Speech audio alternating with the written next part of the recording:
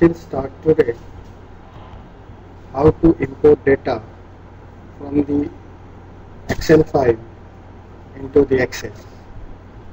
We know in our database we have two tables, one is student, second is marks. So the question is how to import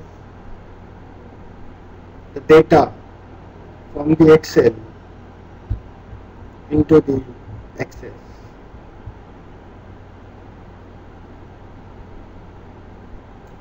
આપણી પાસે student છે, marks છે. First of all I will do one thing કે export કરીએ આપણે અને પછી એ ડેટાને ઇમ્પોર્ટ કરીએ તો ડબલ ટેબલ થઈ જાય. તો માર્ક્સ જે છે આ માર્ક્સને આપણું જે ઓપ્શન છે અહીંયા, this is import and this is export. So export in Excel, very simple. Desktop ઉપર મારે જોઈએ છે તો ડેસ્કટોપ સિલેક્ટ કરીને marks.xls ટેબલનું નામ ચેન્જ કરી શકો છો. export data with formatting and layout અને formatting સાથે જો તમારે જોઈતું હોય ફોર્મ સ્વરૂપે, રિપોર્ટ સ્વરૂપે તે રીતે પણ એક્સપોર્ટ કરી શકાય.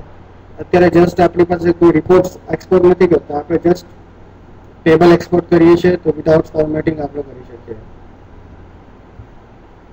Open the destination file after export operation is complete. તમે એક્સપોર્ટ કરો ત્યાર પછી ઓટોમેટિક ઓપન કરી રીતે કરાવી દીધી હોય ફાઇલ તો આ ટીક ચેક કરવાનું, જાતે કરવું હોય તો આપણે આવી રીતે સિલેક્ટ કરવાનું. Export data with formatting and layout. આપણી પાસે ફોર્મેટિંગ તો કંઈ છે નહીં, આપણે કંઈ બોલ્ડ કે એવું તો રિપોર્ટનું કે ક્વેરી ફોર્મેટ નથી એટલે આપણે અત્યારે કરવાની જરૂર નથી. બની શકે કે ફોર્મેટિંગ એટલે શું, આપણે જે ટાઇટલ ફિલ્ડ ઉપર લગાવતા હતા, લેબલ લગાવતા હતા, રિપોર્ટમાં કંઈક એક્સ્ટ્રા આપણે એડ કર્યું હોય, લેબલ, ટાઇટલ અને કોલમ્સ એ રીતનું ફોર્મ સ્વરૂપે તે રીતનું આપણે અહીંયા ફોર્મેટિંગ આઉટપુટ એક્સેલમાં પણ લઈ શકીએ છીએ. સેવ એક્સપોર્ટ સ્ટેપ્સ.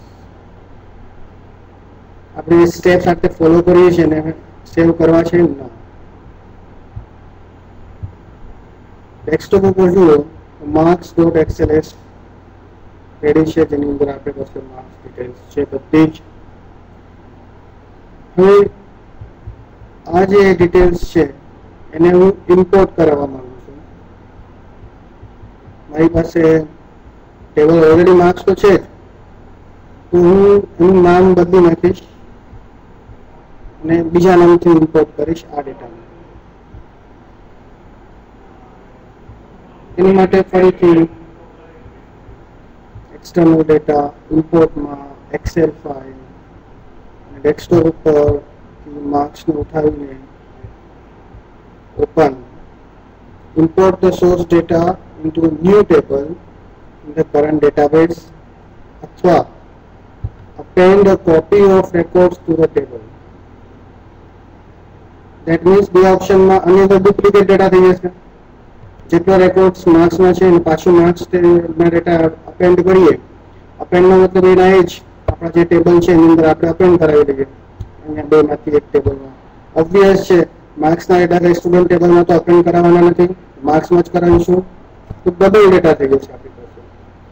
નવું ટેબલ બનાવશો તો બે ટેબલ થઈ જશે આપણી પાસે. Import the source data into a new table. અને ત્રીજું link to the data source by the creating a linked table. આ વસ્તુ હું તમને બતાવું છું પછી, પણ પહેલા આપણે જોઈએ ટેબલ બનાવવાનું.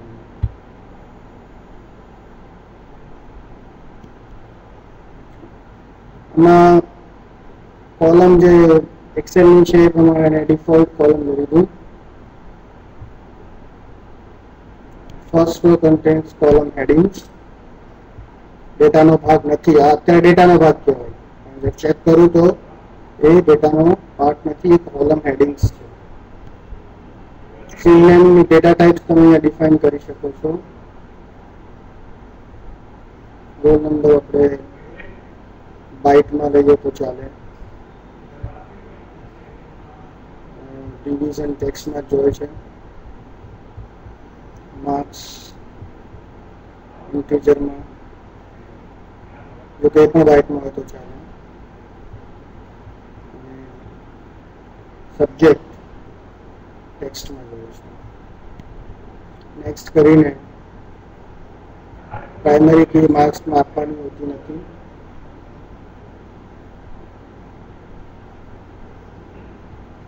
જો પ્રાઇમરી કી અસાઇન કરવાની હોય તો આપણે અહીંયાથી સિલેક્ટ કરી શકીએ. અને નો primary key, let access, add primary key. આપણે પ્રાઇમરી કી આપવાની જ નથી. એક્સેસને પરમિશન આપશો તો આઈડી આપી દેશે. અને ટેબલનું નામ આપી શકીએ માર્ક ડુપ્લિકેટ.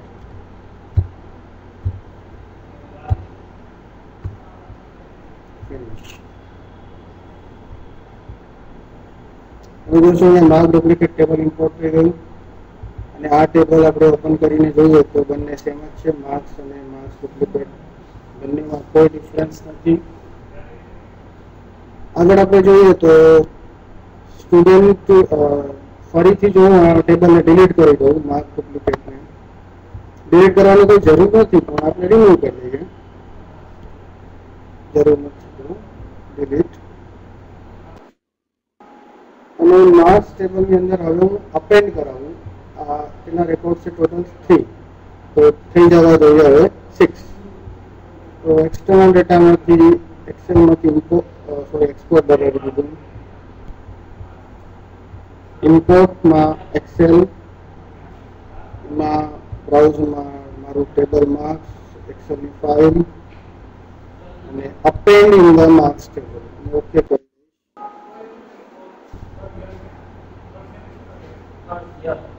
કે છે કરન્ટલી ઓપન છે તો ક્લોઝ કરો. એક્સેસમાં બધું છે ને ક્લોઝ રાખવાનું. આ માર્ક્સ આપણે ક્લોઝ કરી દીધું. ઇમ્પોર્ટ કરાયું માર્ક્સ અને append a copy of the records in the table marks.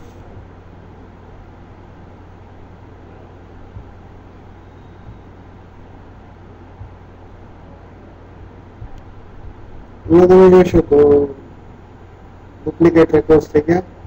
2 again 2 5599 big 1 78 વગેરે. તો અહીંયા ડબલ 3 હતા ને તો 8 થયા એટલે 6 થઈ ગયા.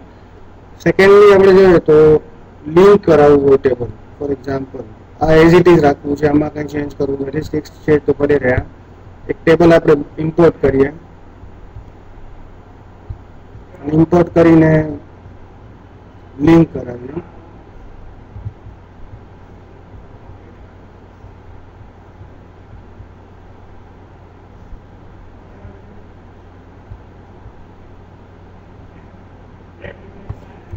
નાનું લિંક રાખું છું. યુ કેન સી આ એક્સેલ ની ફાઇલ અહીંયા આપણી પાસે ઓબ્જેક્ટ લિંક થઈ ગયું. અને આની અંદર ઓપન પણ થશે as a table 259 B1 B1 B1. હવે મારે શું કરવું છે?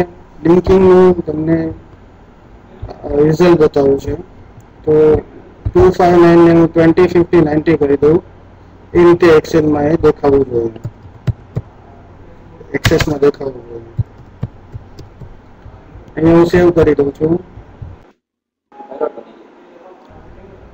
સેવ કરી દીધા પછી અહીંયા ઓપન કરીશ લિંકને. તમે જુઓ તો 259 જે હતું એ 20 50 90 ઇફેક્ટ થાય છે. લિંકિંગનો મતલબ જ એ છે કે સોર્સમાં તમે ચેન્જ કરો તો એનું જે જ્યાં લિંક આપી હોય ત્યાં પણ એ ચેન્જ થઈ જાય. તો આ તો આપણું કમ્પ્લીટલી આપણે ઇમ્પોર્ટ જોઈ લીધું. હવે એક્સપોર્ટ, હવે એક્સેલ જોડે આપણે એક્સપોર્ટ કર્યું, એક્સેલ જોડે આપણે ઇમ્પોર્ટ કર્યું. તો બીજું પણ ઘણી બધી ઇમ્પોર્ટ એક્સપોર્ટ માટે ફેસિલિટીઝ છે, જેમાં ટેક્સ્ટ ફાઇલ જોડે ઇમ્પોર્ટ એક્સપોર્ટ કરી શકો છો. અને આપણે ઇમ્પોર્ટ કરતી વખતે 3 ઓપ્શન હતા. એક હતું લિંક, એક હતું ન્યૂ ટેબલ, બીજું અપેન્ડ. એવી જ રીતે એક્સેસ જોડે પણ આપણે અહીંયા ઇમ્પોર્ટ કરાવી શકીએ. બીજા એક્સેસ ટેબલમાંથી કોઈ ટેબલ ડાયરેક્ટલી અહીંયા જોઈતું હોય તો એ મળી શકે. ફોર એક્ઝામ્પલ મારી પાસે સ્ટુડન્ટ રિપોર્ટ છે, કયા ટેબલમાં? એસીસી એમડીબીમાં. તો એ ટેબલને હું ઇમ્પોર્ટ કરાવું છું. ટેબલ ક્વેરી ફોર્મ એક ટેબલ જ ઇમ્પોર્ટ કરાવીશ, STUREP, જે બીજા ટેબલમાંથી અહીંયા મને મળી જશે. યુ કેન સી STUREP અહીંયા આવી ગયું. તો બીજા ડેટાબેઝમાંથી હું મારું જોઈતું ટેબલ મારી ડેટાબેઝમાં ઇમ્પોર્ટ કરાવી શકું છું by the option import access table. તો ઇમ્પોર્ટ એક્સેલ થઈ ગયું. હવે બાકી રહ્યું છે ટેક્સ્ટ જોડે અને વર્ક કરાવવાનું. તો સૌથી પહેલા તો ટેક્સ્ટ ફાઇલ હોવી જોઈએ. ટેક્સ્ટ ફાઇલમાં આઉટપુટ મારે આપવું પડે માર્ક્સમાંથી. તો હું માર્ક્સનું એક્સપોર્ટ ટેક્સ્ટમાં કરું છું સૌથી પહેલા. તો એક્સટર્નલ ડેટામાં એક્સપોર્ટ ટેક્સ્ટ marks.txt બની જશે. Export data with the formatting and layout. આપણી પાસે કોઈ ફોર્મેટિંગ છે નહીં, ન કરો તો ચાલે. ઓકે, હવે કોમાથી સેપરેટ જોઈએ છે તમારે કે આવી રીતે ફિક્સ બીટ જોઈએ છે. ડિલિમિટેડ બાય કોમા, જનરલી કોમાથી સેપરેટ કરીને લેવું જોઈએ. આ જે એડવાન્સ છે એ તમારે જાતે જોવાનું છે, ના આવે તો પૂછી લેજો. તો નેક્સ્ટ જે છે એની અંદર comma separated, semicolon separated, tab separated, space separated, other કોઈ કેરેક્ટર તમારે જોઈતો હોય, ફોર એક્ઝામ્પલ શું કહી શકાય, ડોલર સિમ્બોલ, તો ડોલર સિમ્બોલથી પણ સેપરેટ થઈને આવી શકે. અહીંયા આ રીતે તમે લઈ શકો છો. પણ આપણે સિમ્પલ વેમાં જઈએ, આપણે જઈએ છીએ કોમા સેપરેટેડ. અને નેક્સ્ટ કરીને હું marks.txt બનાવી દઉં છું ડેસ્કટોપ ઉપર.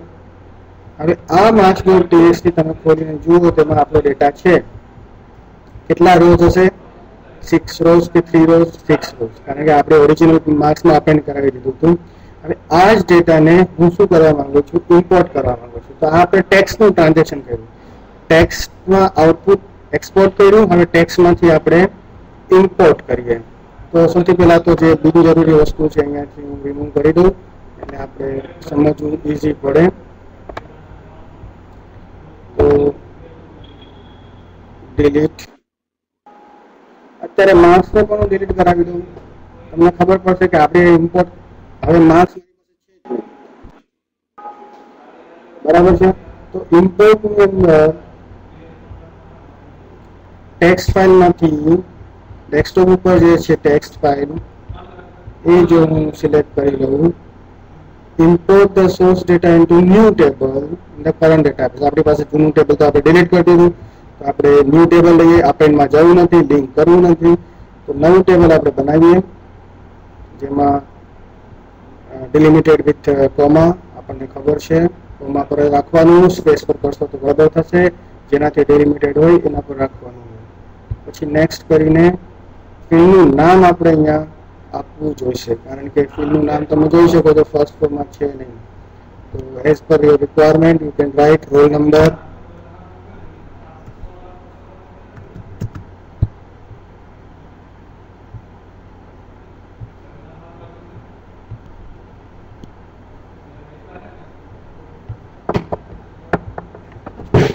સેકન્ડ division,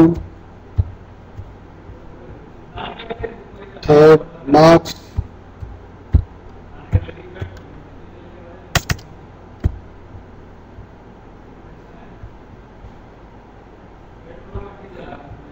અને subject.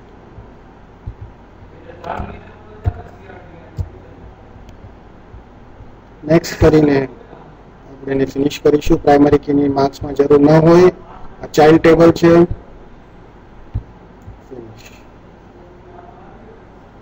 અહીંયા તમે જોશો તો માર્ક્સ ટેબલ આવી જશે. You can see marks table is here, roll number, division, marks, subject. તો ઇમ્પોર્ટ એક્સપોર્ટ તમને સારી રીતે આવડી ગયું છે.